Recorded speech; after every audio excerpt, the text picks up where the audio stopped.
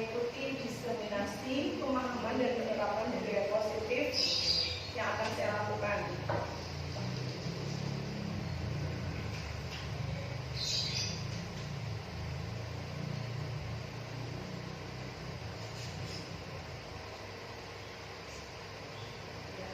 Kita akan belajar bersama dan berkolaborasi, saling mendukung demi mewujudkan budaya positif di sekolah yang kita cintai ini.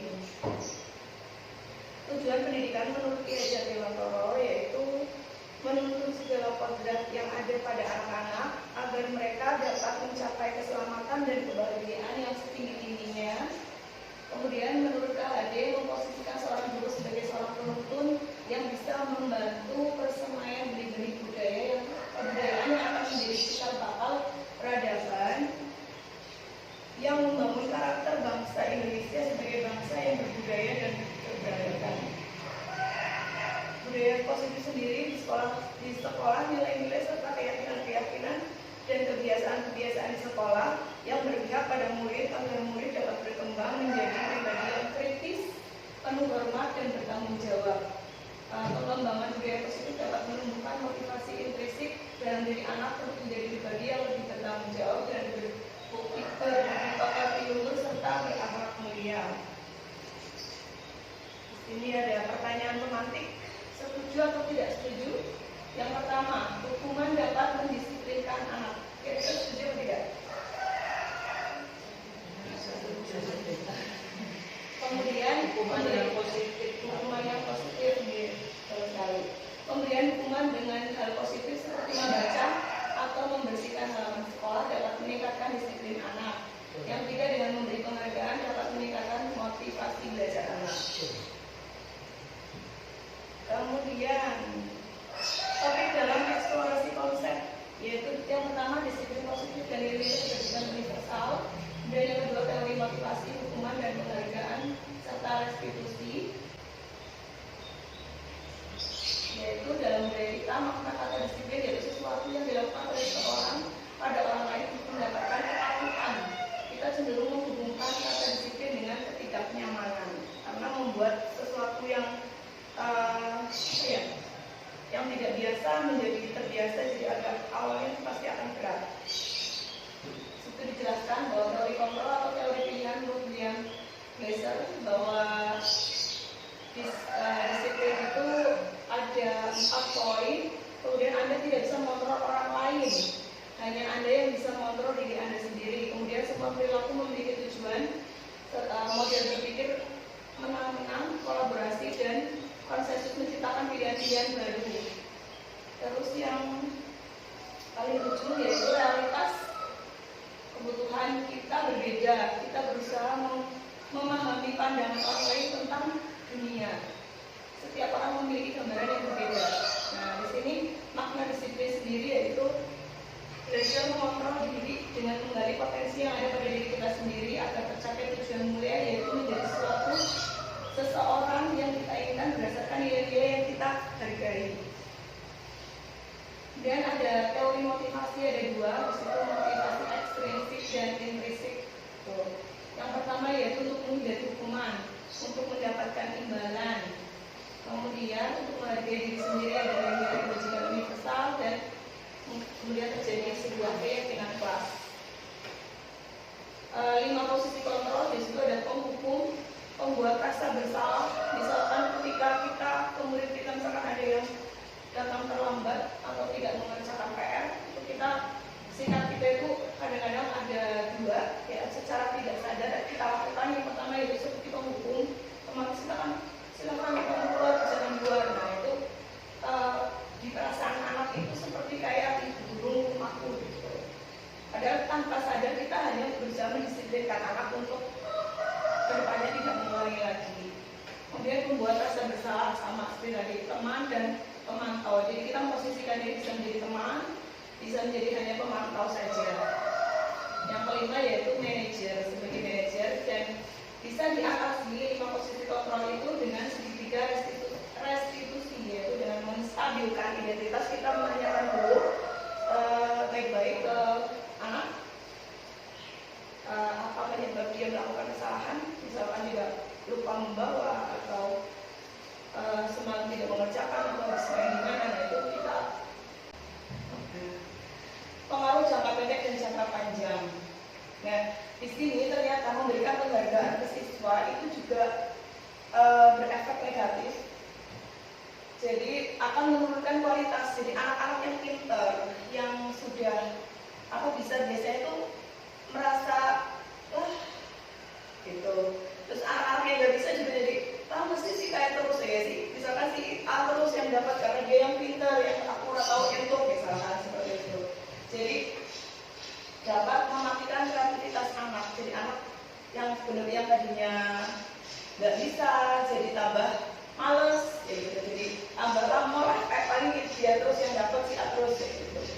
Jadi penghargaan juga merusak hubungan. Jadi hubungan kita dengan murid juga nanti pasti akan renggang karena anak yang tidak bisa pasti takut lah, aku malah pasti nggak dideketin sama guru gitu misalkan karena aku atau bisa misalkan seperti itu, merusak hubungan.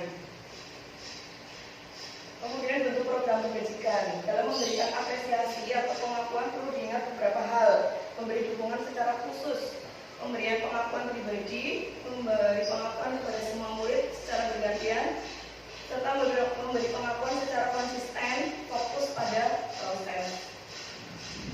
Nah, ini contoh pengakuan atau apresiasi pendidikan. Di situ ada kalimat pembuka, pertama pembuka yaitu nilai kebajikan dan situasi. Kemarin saya perhatikan misalnya rasa empatimu besar sekali pada saat menolong murid baru di kelas kita. Nah, itu contoh situasi. Kalimatnya seperti itu. Kemudian saya menghargai nilai kebajikannya, kepedulianmu pada saat kamu membantu teman-temanmu di tugas kelompok. Kemudian terima kasih untuk rasa tanggung jawabmu. Kemudian situasi pada saat kamu memungut kertas-kertas yang berserakan di lantai. Kadang-kadang kan memberikan bukan reward ya, jadi kayak supaya anak mengumpulin sampah, jadi biar mereka melatih disiplin juga dengan cara seperti itu. Anak-anak suruh mengumpulin sampah misalkan biar nggak sembarangan tadi buang sampahnya. Kemudian tindakan guru, nah itu termasuk contoh, ini adalah contoh tindakan guru. Kemudian itu pilihannya termasuk hukuman atau konsekuensi. Jadi mencatat 100 kali dalam buku kalimat saya tidak akan terlambat lagi karena terlambat ke sekolah, itu termasuk hukuman ternyata ya. Kemudian lari mengelilingi lapangan basket 2 kali kalau terlambat dari sekolah, itu juga termasuk hukuman ya. Mungkin ada teman-teman di meja tulis karena tersenggol pada saat belajar misalnya, itu termasuk konsekuensi. Murid disuruh untuk mengenakan sepatu dari sekolah karena tidak mengenakan sepatu hitam, nah itu termasuk hukuman. Lari mengelilingi lapangan basket 2 kali karena terlambat 10 menit untuk pelajaran PCOK, itu termasuk konsekuensi seperti itu. Nah, berikut adalah perbedaan hukuman dan konsekuensi.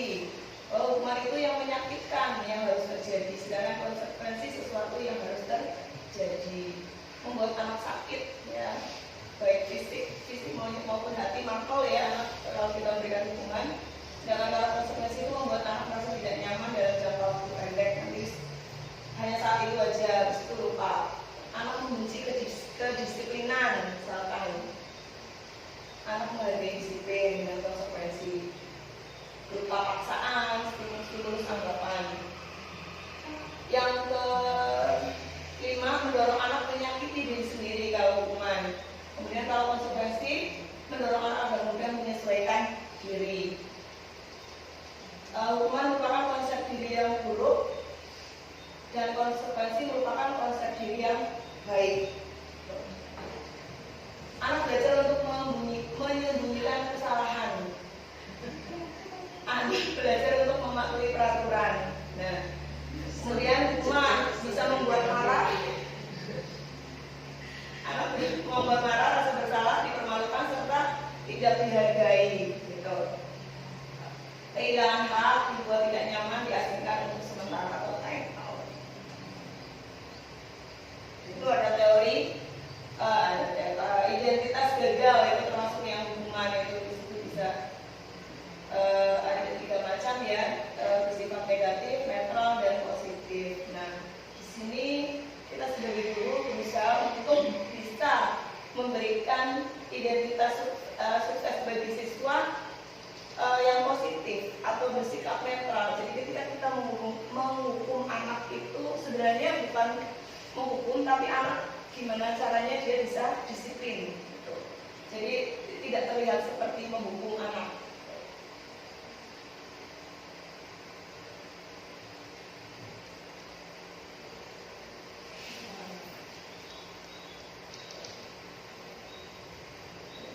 Nah ini motivasi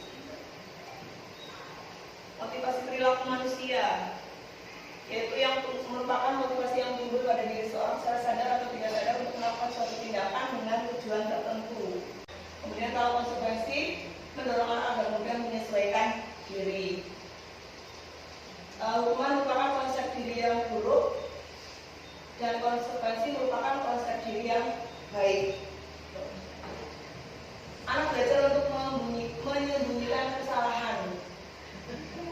Anak belajar untuk mematuhi peraturan. Nah, kemudian hukuman bisa membuat marah. Anak membuat marah, rasa bersalah, dipermalukan serta tidak dihargai. Gitu. Kehilangan hak, dibuat tidak nyaman, diasingkan untuk sementara atau time out. Itu ada teori. Identitas gagal itu termasuk yang hukuman, itu disitu bisa ada 3 macam ya, bersifat negatif, netral, dan positif. Nah, di sini kita sebagai guru berusaha untuk bisa memberikan identitas sukses bagi siswa yang positif atau bersikap netral. Jadi ketika kita menghukum anak itu sebenarnya bukan menghukum, tapi anak gimana caranya dia bisa disiplin. Gitu. Jadi tidak terlihat seperti menghukum anak.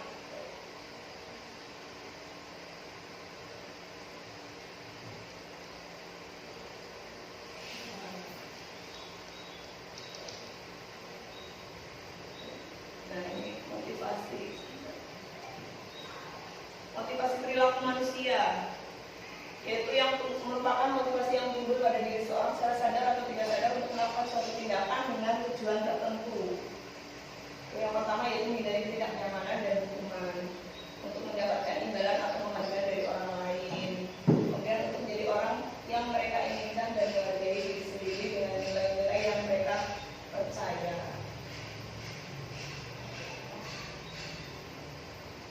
Ini ada konsep disiplin dengan identitas gagal. Hukuman itu menyakitkan, tadi penghargaan itu tidak efektif, merusak hubungan. Jadi ternyata memberikan penghargaan yang berlebihan juga tidak bagus buat anak. Konsep disiplin dengan identitas sukses, nah ini dengan melakukan konsekuensi serta restitusi. Konsekuensi yaitu merupakan dilakukan untuk penguatan jangka pendek, perlu dilakukan monitoring secara berkelanjutan, membutuhkan stimulus respon, serta murid bisa mematuhi peraturan, hilang waktu untuk merenungi kesalahan. Sedangkan restitusi itu murid bisa bertanggung jawab untuk perilakunya, fokus pada pemecahan masalah jangka panjang, murid menghormati dirinya dan orang lain. Penguatan jangka pendek, perlu dilakukan monitoring secara berkelanjutan, membutuhkan stimulus respon, serta murid bisa mematuhi peraturan, hilang waktu untuk merenungi kesalahan.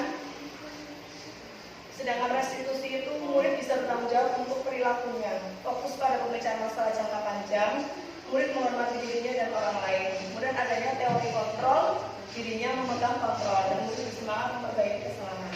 Apa sih restitusi? Restitusi adalah proses menciptakan kondisi bagi murid untuk memperbaiki kesalahan mereka, sehingga mereka bisa kembali ke kelompok mereka dengan karakter yang lebih kuat. Restitusi juga merupakan proses kolaboratif yang mengajarkan murid untuk mencari solusi untuk masalah mereka dan membantu murid berpikir tentang orang seperti apa yang mereka ingin menjadi atau tujuan mulia dan bagaimana harus memperlakukan orang lain. Itu menurut dosen. 9 ciri restitusi. Bukan menebus kesalahan, namun untuk belajar dari kesalahan. Yang kedua, memperbaiki hubungan, memberikan tawaran bukan paksaan, menuntun melihat ke dalam diri, mencari kebutuhan dasar yang mendasari tindakan. Restitusi diri adalah cara yang paling baik fokus pada karakter bukan tindakan, restitusi fokus pada solusi, jadi pemecahan masalah, dan restitusi juga mengembalikan murid yang berbuat salah pada kelompoknya. Nah, jadi sebelum kita melakukan pembelajaran di awal-awal tahun pembelajaran itu,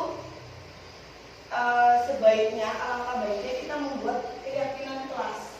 Karena keyakinan dari mulai keyakinan kelas itu akan tumbuh disiplin positif secara tidak langsung maupun secara langsung tanpa disadari oleh siswa dan oleh kita sendiri sebagai guru. Jadi misalkan datang ke sekolah tepat waktu.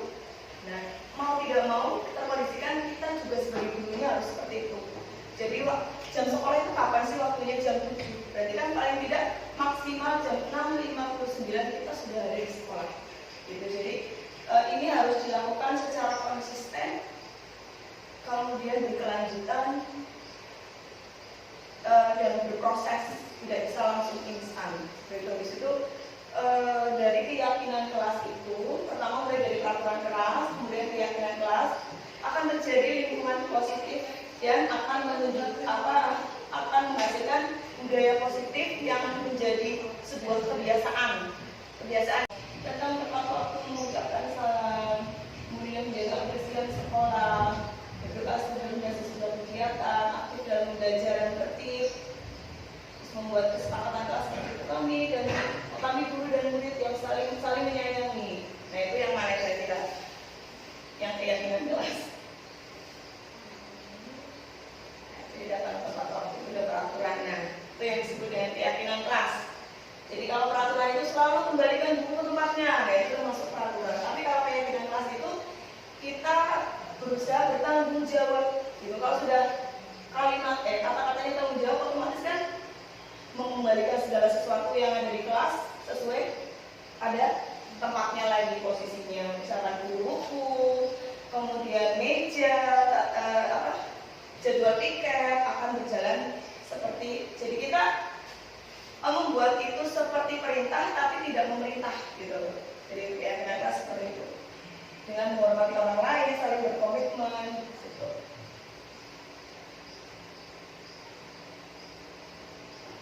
Tujuan ya ada latar belakang dan ada tujuan. Itu dari keyakinan kelas, yaitu tujuannya adalah menerapkan pendidikan yang berpihak pada murid. Lagi-lagi kita diharapkan itu bisa sebenarnya mendisiplinkan siswa secara tidak langsung, itu kayak memerintah tapi secara halus tanpa sadar. Jadi siswa tidak akan merasa terbebani. Kalau kemudiannya itu berdasarkan adanya pada profil pelajar keyakinan kelas yang mengacu pada profil pelajar Pancasila yang dilaksanakan secara dengan tulus dan hati nurani. Pemecahan masalahnya, guru membimbing murid untuk menemukan solusi dari permasalahan yang dihadapinya. Penerapan ke depannya, murid menunjukkan perubahan tingkah lakunya ke arah yang lebih baik dan konsisten dilaksanakan sampai di masa depan. Itu adalah ini masa tindakan yang akan dilakukan, ada 7 ya. Nah, dalam melakukan itu semua kita juga membutuhkan dukungan dari warga sekolah. Jadi terutama di setiap kelas itu antara guru dan muridnya saling mendukung dan berkomitmen serta konsisten melaksanakannya. Ini kebutuhan dasar manusia yang ada di depan ini, 5 posisi kontrol. Penguatan jangka pendek perlu dilakukan monitoring secara berkelanjutan, membutuhkan stimulus respon, serta murid bisa mematuhi peraturan, hilang waktu untuk merenungi kesalahan. Sedangkan restitusi itu murid bisa bertanggung jawab untuk perilakunya, fokus pada pemecahan masalah jangka panjang, murid menghormati dirinya dan orang lain. Kemudian adanya teori kontrol, dirinya memegang kontrol dan murid bersemangat memperbaiki kesalahan. Apa sih restitusi? Restitusi adalah proses menciptakan kondisi bagi murid untuk memperbaiki kesalahan mereka, sehingga mereka bisa kembali pada kelompok mereka dengan karakter yang lebih kuat. Restitusi juga merupakan proses kolaboratif yang mengajarkan murid untuk mencari solusi untuk masalah mereka dan membantu murid berpikir tentang orang seperti apa yang mereka ingin menjadi atau tujuan mulia dan bagaimana harus memperlakukan orang lain itu menurut dosen. 9 ciri restitusi. Bukan menebus kesalahan, namun untuk belajar dari kesalahan. Yang kedua, memperbaiki hubungan, memberikan tawaran bukan paksaan, menuntun melihat ke dalam diri, mencari kebutuhan dasar yang mendasari tindakan. Restitusi diri adalah cara yang paling baik. Restitusi fokus pada karakter bukan tindakan. Restitusi fokus pada solusi, jadi pemecahan masalah. Dan restitusi juga mengembalikan murid yang berbuat salah pada kelompoknya. Nah, jadi sebelum kita melakukan pembelajaran di awal-awal tahun pembelajaran itu, sebaiknya, alangkah baiknya kita membuat keyakinan kelas. Karena keyakinan dari mulai keyakinan kelas itu akan tumbuh disiplin positif secara tidak langsung maupun secara langsung tanpa disadari oleh siswa dan oleh kita sendiri sebagai guru. Jadi misalkan datang ke sekolah tepat waktu.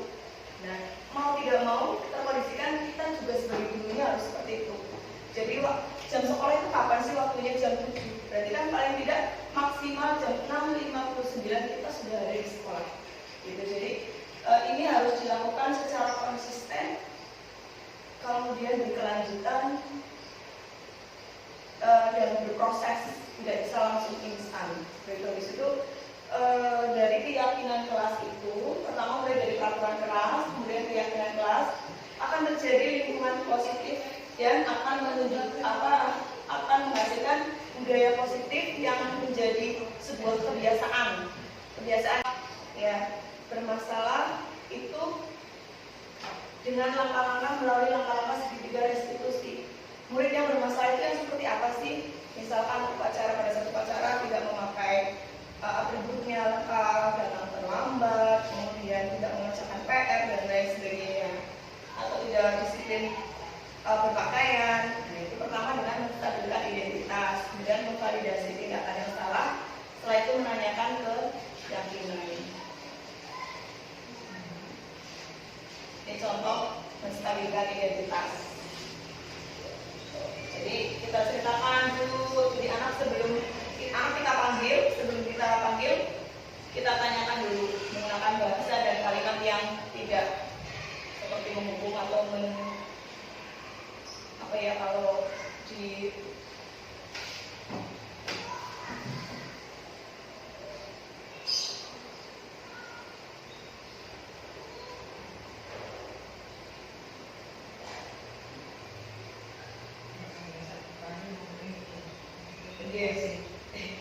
karena harus konsisten. Tapi dengan bentuk kali-kali akhirnya agak batas. Saya sendiri juga begitu, Bu. Nah, ini contoh. Ini kemarin tugas di demonstrasi kontekstual.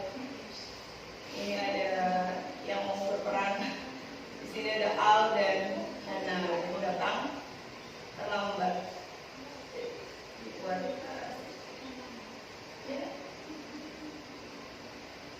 Demikian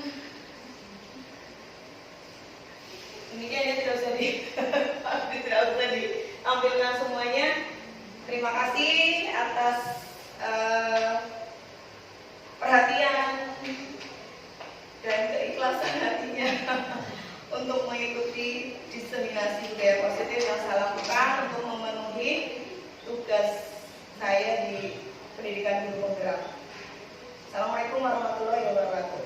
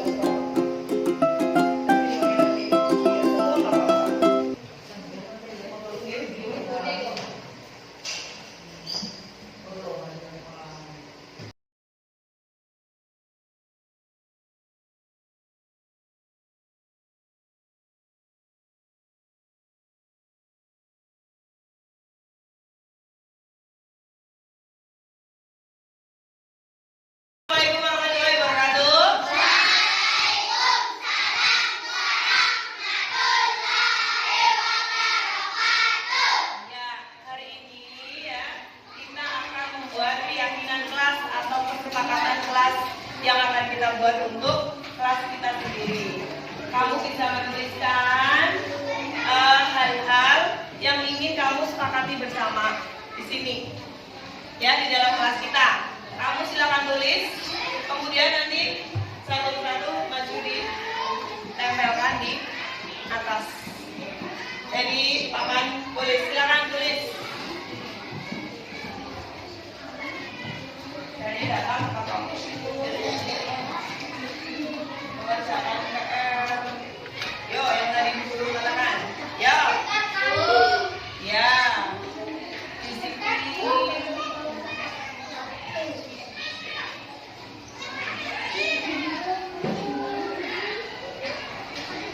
Sudah? Sudah menuliskan?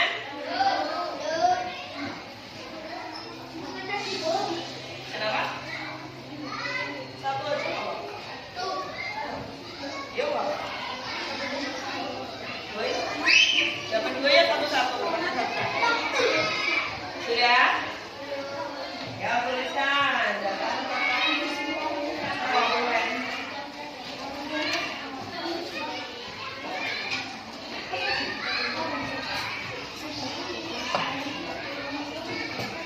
Sudah?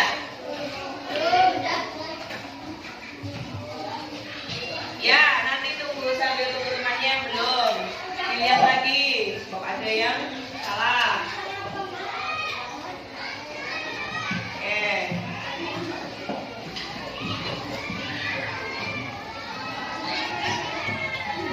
Sopan, boleh. Lebih dari satu boleh.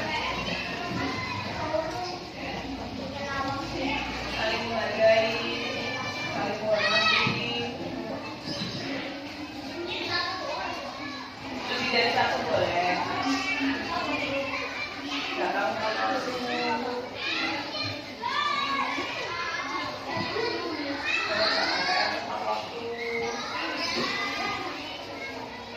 Ya, boleh lebih dari satu.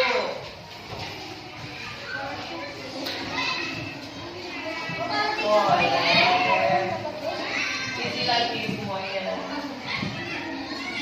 Sudah?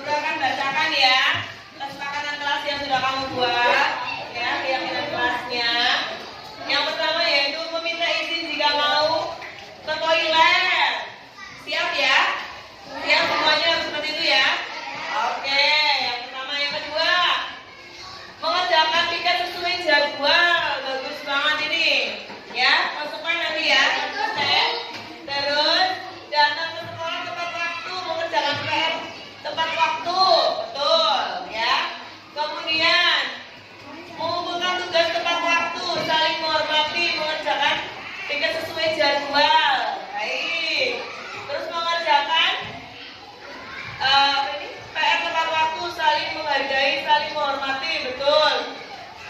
Ya,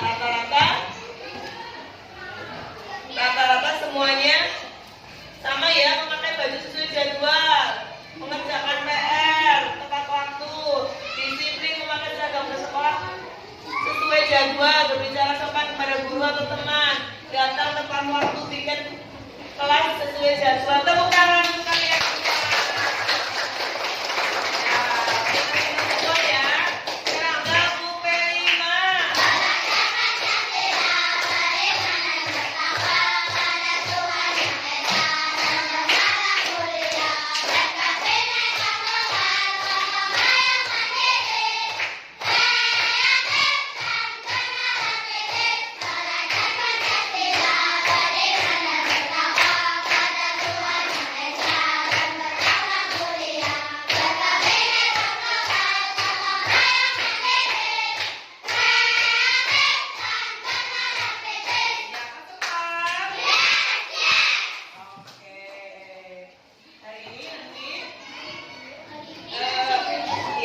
Tolong ini mejanya dipikirin ke sana, ini digeser ke sana. Ayo anak laki-laki, kita mau main permainan menjawab soal.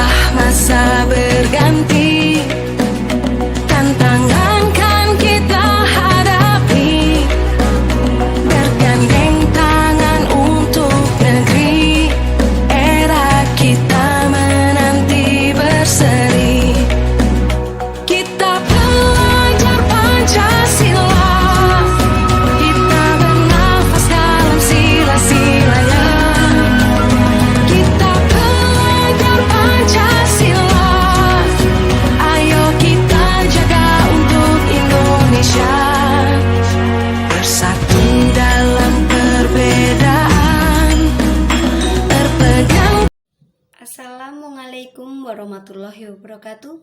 Perkenalkan, nama saya Dia Dwi Listiana, SPD SD, rekan dari Ibu Betty Andriani, calon guru penggerak angkatan ke-7 SD Negeri Karangkandri 04, Kecamatan Kesugian, Kabupaten Cilacap. Mengenai diseminasi yang telah dipaparkan oleh Ibu Betty Andriani, menurut saya sangatlah penting. Karena tindakan ini harus terus ditumbuhkan di lingkungan sekolah agar tercipta lingkungan sekolah yang aman, nyaman, dan kondusif dalam menunjang keberhasilan pembelajaran siswa.